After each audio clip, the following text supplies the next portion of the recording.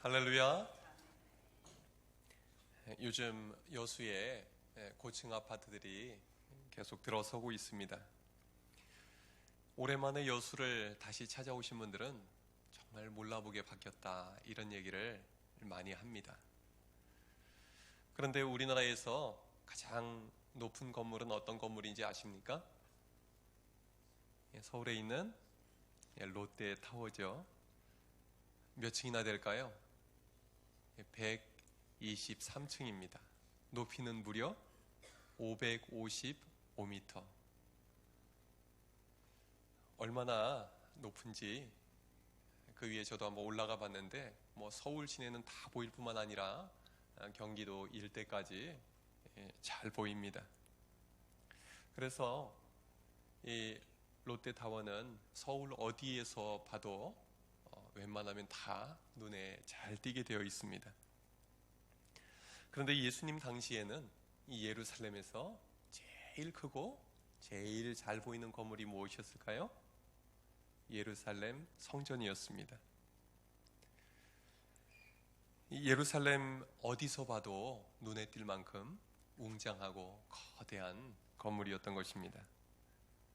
예루살렘 성전은 처음에는 솔로몬이 지었지만 느부갓네살 왕의 공격으로 함락됐습니다.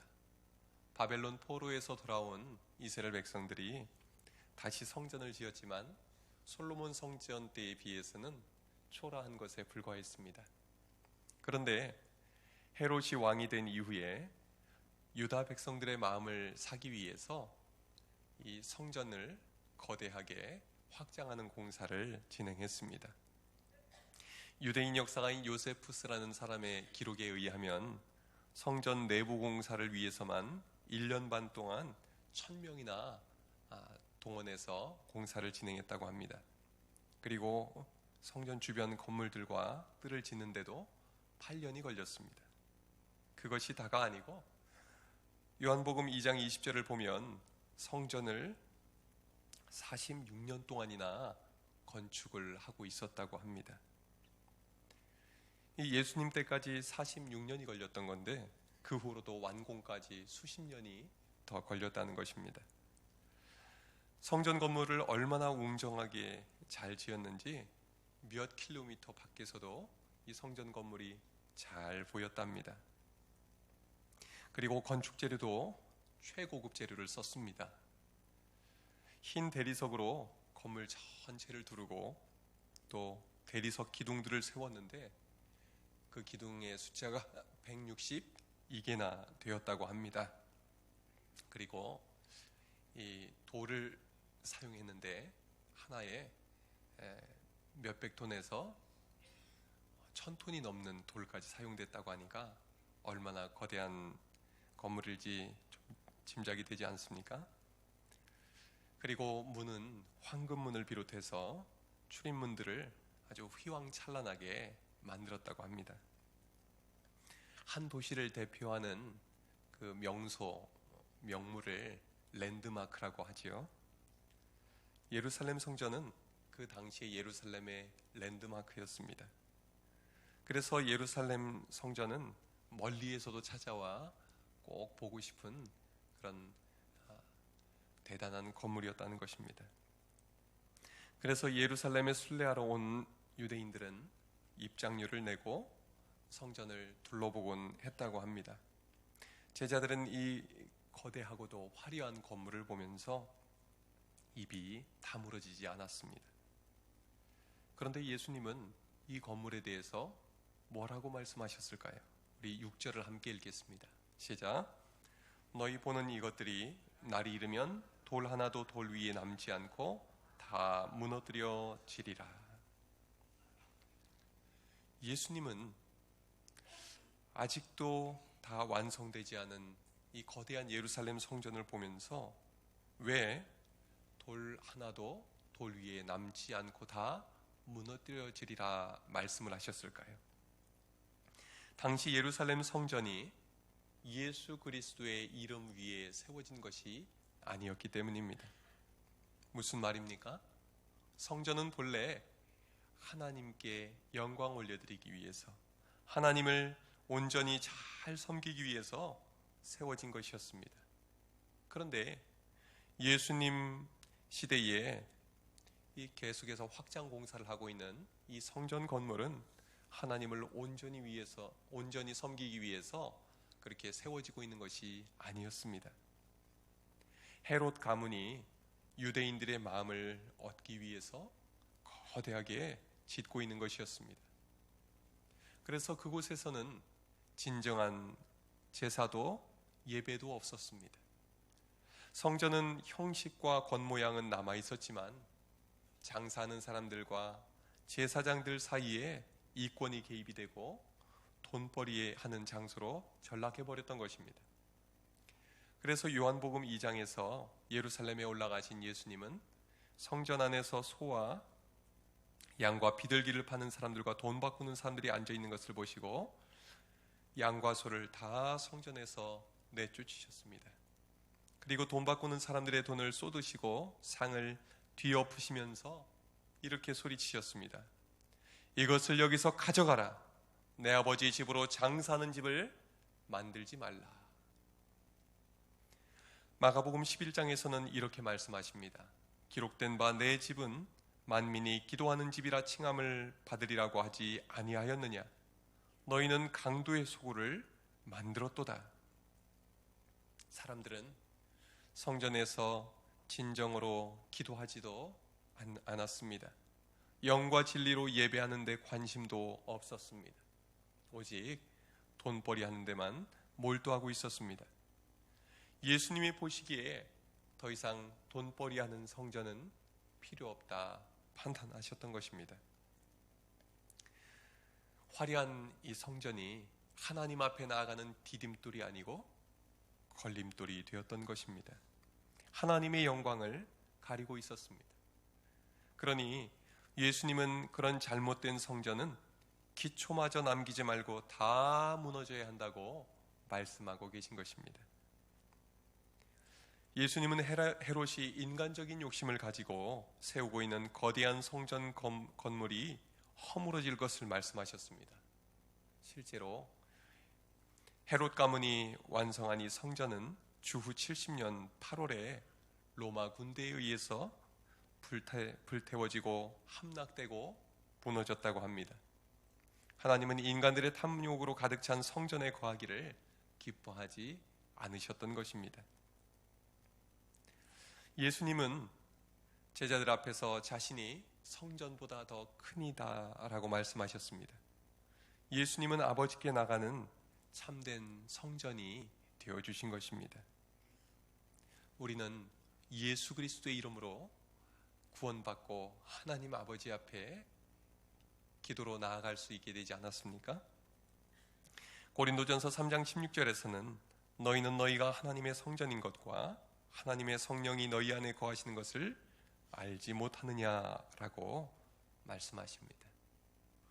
살아계신 성전이신 예수님을 그 마음의 주인으로 모신 사람, 그는 하나님 앞에 나아갈 수 있는 진정한 성전, 살아있는 성전이 되었기 때문입니다. 그러나 사람들은 눈에 보이는 것을 좋아합니다. 헤롯처럼 사람들에게 뭔가를 보여주고 싶어 합니다. 자신이 얼마나 대단한 사람인지, 자기의 능력이 얼마나 뛰어난지 인정받고 싶어하고 칭찬받고 싶어 합니다. 그런데 주님은 그런 것에 전혀 관심이 없으십니다. 중심을 보시는 하나님께서는 우리의 중심에 예수 그리스도를 주인으로 모시고 살아가는가, 거기에 관심이 있으십니다. 주님을 주인으로 모시고 살아가는 그 사람이 바로 성전인 것입니다.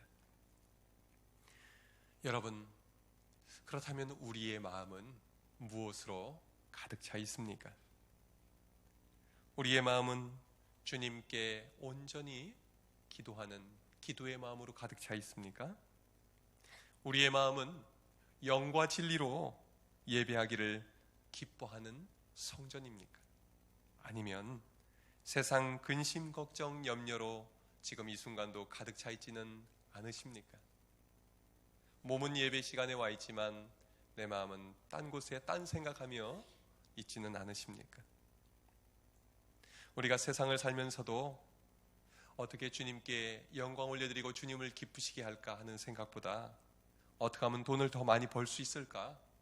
어떻게 하면 더 남들보다 잘 살 수 있을까 하는 세상적인 관심으로 가득 차 있지는 않습니까? 바울은 고린도전서 3장에서 믿음의 유일한 기초는 오직 예수 그리스도라고 말합니다.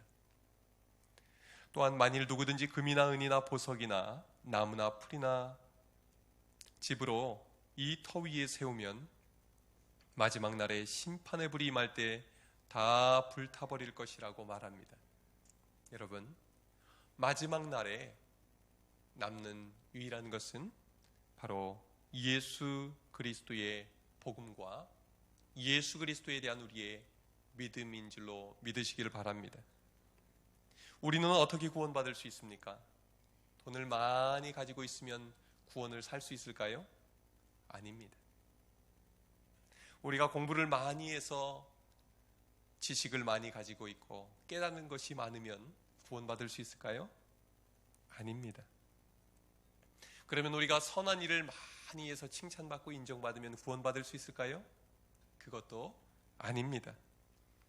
그런 것들은 마지막 심판의 날에 다 불타서 없어져 버릴 것들입니다.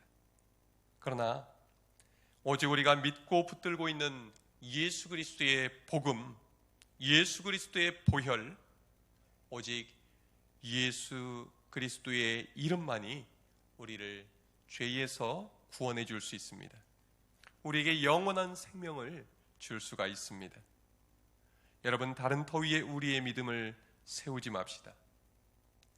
확실한 예수 복음 위에 우리의 믿음의 집을 지을 수 있기를 바랍니다. 바울은 세상적으로 자랑거리가 참 많은 사람이었습니다. 하지만 그는 예수님을 만난 이후에 예수님만 자랑하고 예수님만 따라 살기로 작정합니다. 예수 십자가, 예수 부활, 예수 자랑만 하면서 살게 된 것입니다. 여러분, 우리는 무엇이 자랑거리입니까? 우리 자녀들이 자랑거리입니까? 내가 가지고 있는 것이 자랑거리입니까? 내가 공부한 것이 자랑거리입니까? 우리 교회는 무엇을 자랑할 수가 있을까요? 좋은 건물입니까? 아니면 좋은 위치입니까? 지역사회를 잘 섬기는 것입니까? 예수 그리스도 외에 다른 것들로 자랑거리로 내세우지 않기를 바랍니다. 다른 모든 자랑거리는 다 사라져버릴 것입니다. 오직 예수 그리스도만 우리의 자랑거리 삼으시기를 주님의 이름으로 축원합니다. 예수님께서 거대한 성전이 완전히 무너질 것을 말씀하실 때 7절에서 제자들이 묻습니다. 선생님이여, 그러면 어느 때에 이런 일이 있겠사오며 이런 일이 일어나려 할 때에 무슨 징조가 있사오리까?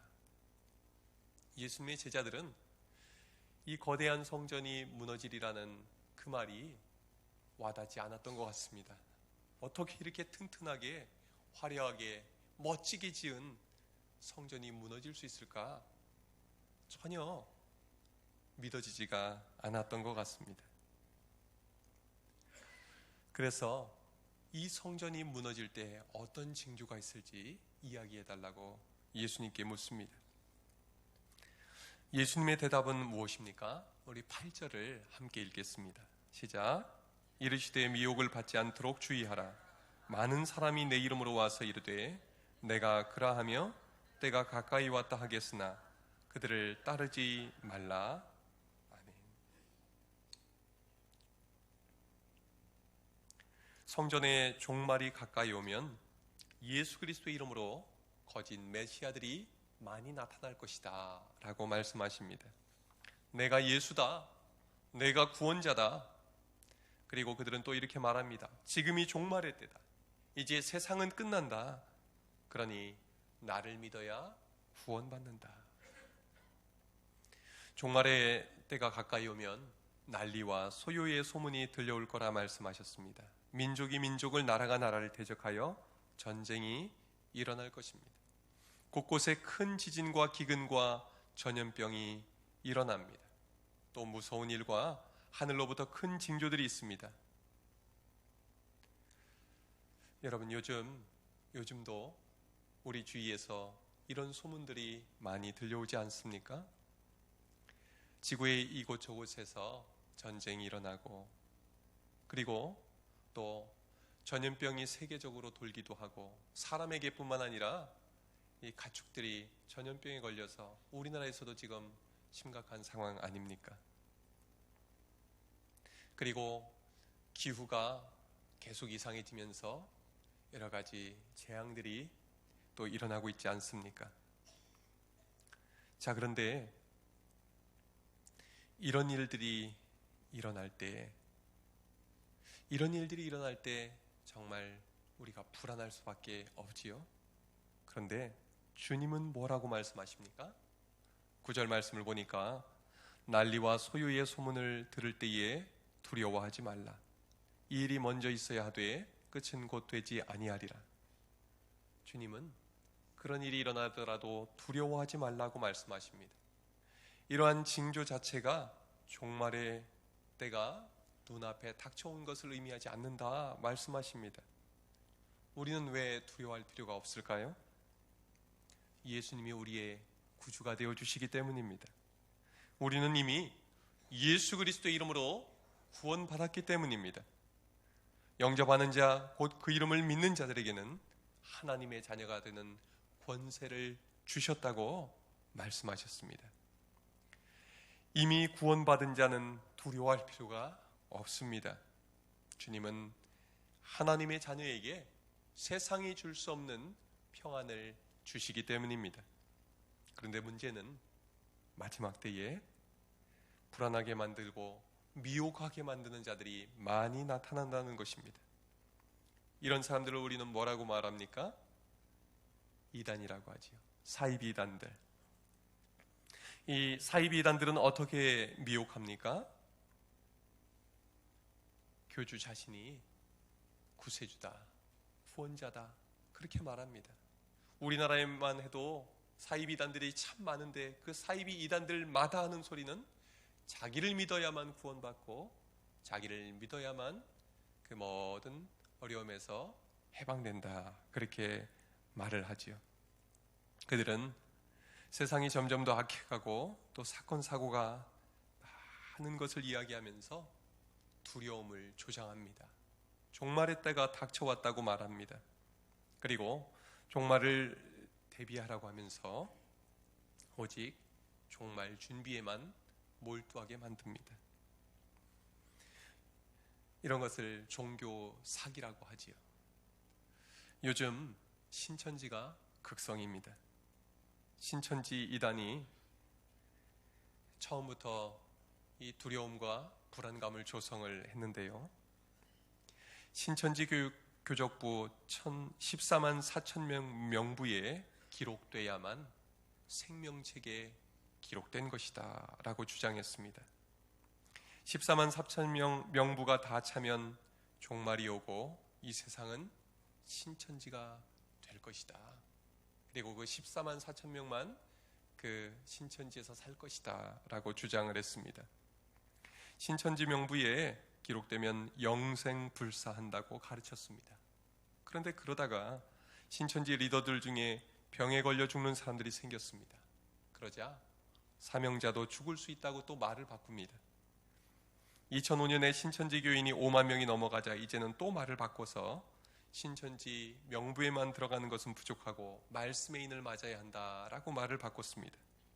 2010년에 신도 숫자가 10만 명이 넘어가자 이제는 말씀의 인을 맞는 것만으로는 부족하고 복음방 교사 정도는 해야 14만 4천 명이 들어갈 수 있다라고 또 교리를 바꿉니다. 2014년에 신천지 신도수가 14만 4천 명이 넘어갔지만 아무 일도 일어나지 않았습니다. 그러자 말을 또 바꿨습니다. 신천지가 전 세계 종교를 통합해야 종말이 온다라고 말을 바꾼 것입니다. 이렇게 이 신천지에서는 자신들의 교리적인 모순을 바꾸기 위해서 계속 말을 바꿀 뿐만 아니라 이제 기성교회를 공격하고 또 신천지의 실상을 드러내는 그런 언론들과의 전쟁을 선포하고 그렇게 지금도 전투적으로 싸우고 있는 것입니다. 신천지는 이렇게 거짓말을 밥 먹듯이 합니다. 그리고 성경 공부에 참여하는 사람들에게도 끊임없이 거짓말을 하라고 시킵니다. 전도도 거짓으로 꾸며서 합니다. 그런데 얼마나 교묘하게 미혹을 하는지 너무나 많은 사람들이 빠져들고 있습니다. 지난 주일에 한국을 비롯해서 전 세계 10만 명이 신천지 성경 공부를 수료했다고 거창한 수료식을 거행했습니다. 그런데 왜 이렇게 많은 사람들이 그 잘못된 교리에 빠져드는 것일까요? 그 이면에 미혹하는 영이 있기 때문입니다. 공부 많이 한 사람, 똑똑한 사람도 미혹한 영에 빠져듭니다. 도리어 똑똑한 사람들이 더 잘 빠져듭니다. 성경에는 구약 성경을 비롯해서 복음서, 바울 서신, 그리고 공동 서신, 요한의 서신, 요한계시록에 이르기까지 성경 전체에서 미혹당하지 말라고 그렇게 강력하게 경고합니다. 왜 이렇게 성경에서는 처음부터 끝까지 미혹하는 영에 넘어가지 말라고 경고하고 또 경고하는 것일까요? 왜냐하면 나도 모르게 빠져들기 때문입니다. 미혹하는 영, 악한 영을 이길 수 있는 사람은 아무도 없습니다. 오직 예수 그리스도의 복음으로 충만하고 성령 충만해야만 미혹하는 영을 이길 수가 있는 것입니다. 지난주 수요일에는 여수있는 진남체육관에서 10,000명이 모여서 전남 지역 통일교 행사를 진행했다고 합니다. 이 교주인 문선명 씨는 죽고 지금은 부인인 한학자 씨가 교주입니다.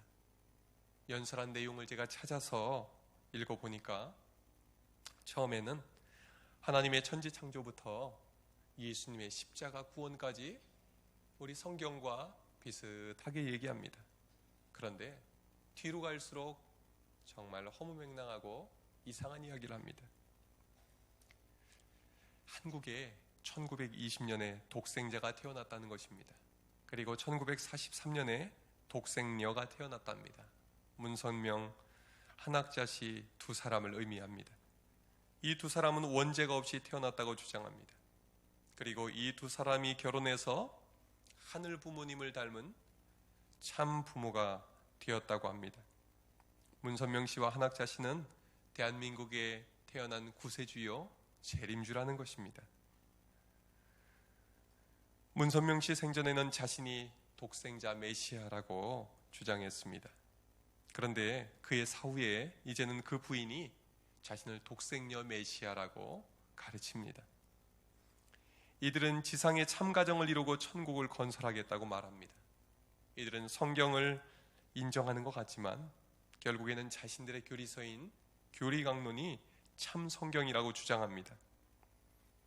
이렇게 엉터리 교리를 가르치고 있지만 너무나 많은 사람들이 이 이단에 미혹되어 넘어가 있습니다. 신천지와 통일교만 그런 것이 아닙니다. 하나님의 교회 안상홍 증윤에도 교주인 안상홍 씨와 사후에 그 부인 장길자 씨를 또한 어머니 하나님으로 믿고 있습니다. 그리고 여호와의 증인 왕국회관, 마릴 성도 예수 그리스도의 교회로 불리는 몰몬교, 그리고 제7일 안식교 예수 재림교회도 있습니다. 예수 이름을 사칭한 사이비 이단들입니다. 요즘 우리 덕충동에도 신천지, 여호와의 증인, 그리고 하나님의 교회 안상홍 증인회 등 이단들의 전도 활동이 극성입니다. 아파트 안에서도 그렇게 열심히 전도하러 다닌다고 하고요. 주택가에도 돌아다니고 또 상가에도 끊임없이 찾아다닌다고 합니다. 여러분들 중에도 이단 전도팀을 만나서 전단지를 받아보거나 만나본 분들이 계시지 않습니까? 이단들의 이야기는 듣다 보면 미혹되게 되어 있습니다. 자신도 모르게 속아 넘어가게 됩니다. 왜 그렇습니까? 미혹하는 영, 즉 사탄이 배후에 있기 때문입니다. 여러분, 이단들을 상대하지 마시기 바랍니다. 이상한 전단물을 받으시면 읽지 마시고 그냥 교회 사무실로 가져오시기 바랍니다. 또 우리 덕충교회 이외에 다른 곳에 가서 성경 기도해보자, 기도받으러 같이 가보자 하는 사람 있으면 곧바로 교회로 연락 주시길 바랍니다. 그래야 제가 여러분들을 도와드릴 수가 있습니다.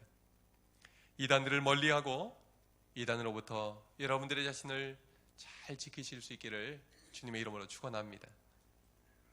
마지막으로 예수님은 어떤 말씀을 하십니까?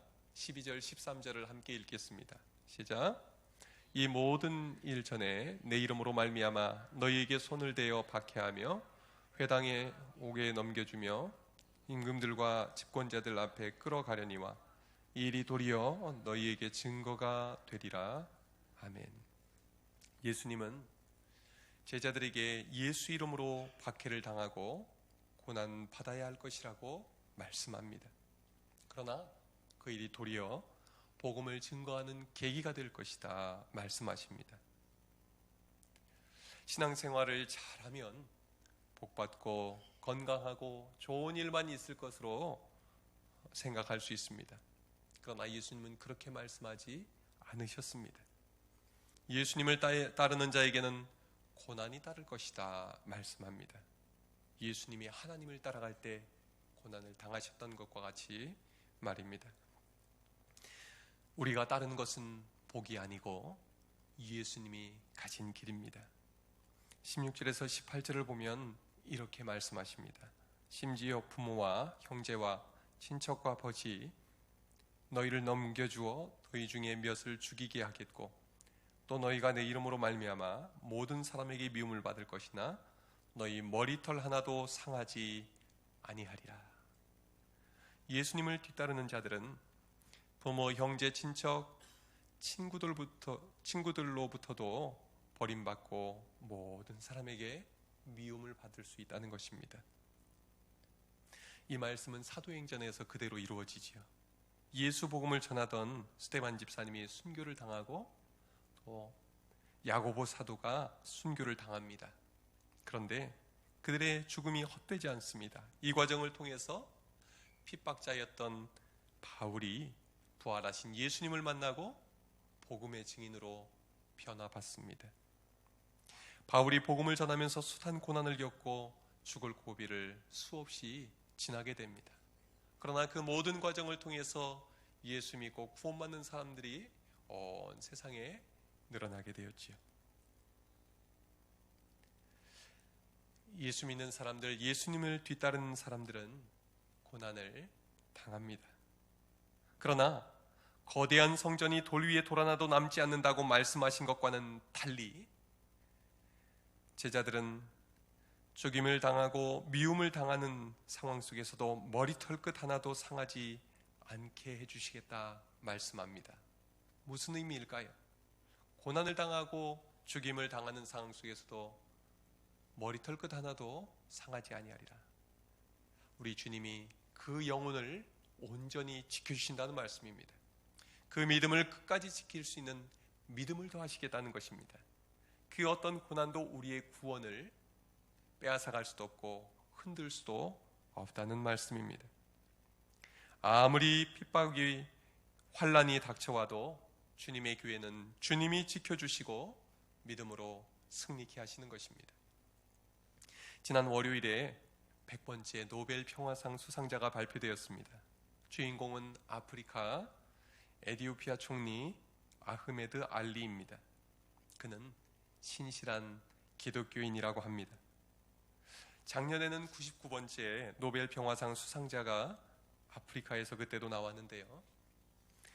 콩고 민주공화국의 산부인과 의사 무쾌게 박사가 그 주인공이었습니다.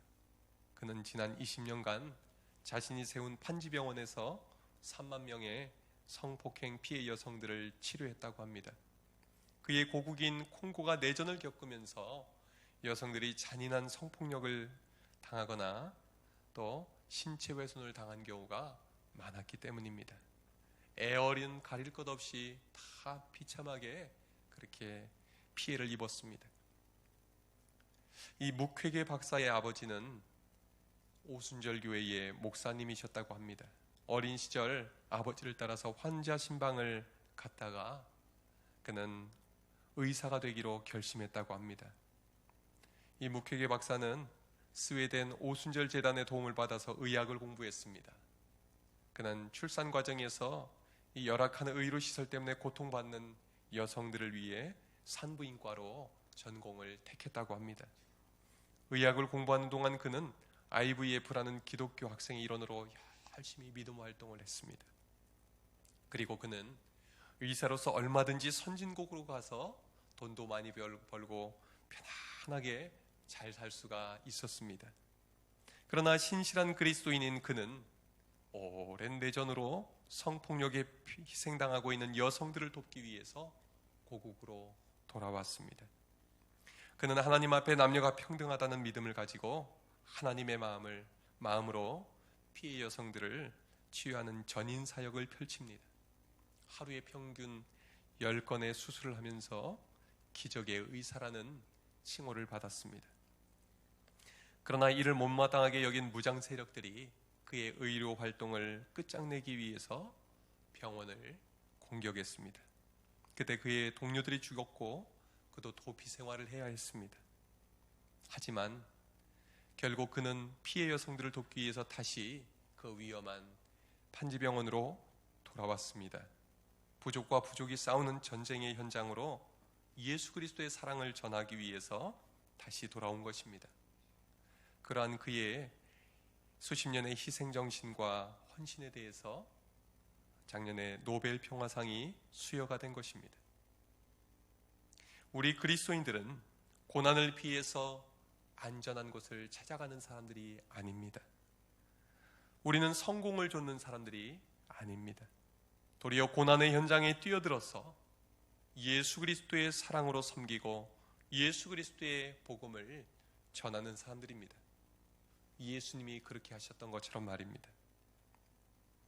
이러한 희생과 섬김을 통해서 예수 복음은 전파됩니다. 초대교회 성도들이 그렇게 했습니다. 또 우리나라에 찾아오신 초기 선교사님들이 그렇게 하셨습니다. 그리고 전 세계에 지금도 그렇게 살아가는 많은 분들이 계십니다. 여러분, 우리들도 우리의 삶의 현장으로 보냄받은 선교사라는 사실을 꼭 기억하시기를 바랍니다. 우리 가정에서, 우리 일터에서, 우리 동네에서 선교사로 살아가라고 주님이 우리를 보내신 것입니다. 주님이 걸어가신 믿음의 길을 따라갈 수 있기 바랍니다. 예수 이름으로 우리 믿음의 선배들이 걸어간 길을 걸어가기 바랍니다. 주님이 우리와 함께 하셔서 믿음으로 승리케 하실 것입니다. 기도하겠습니다.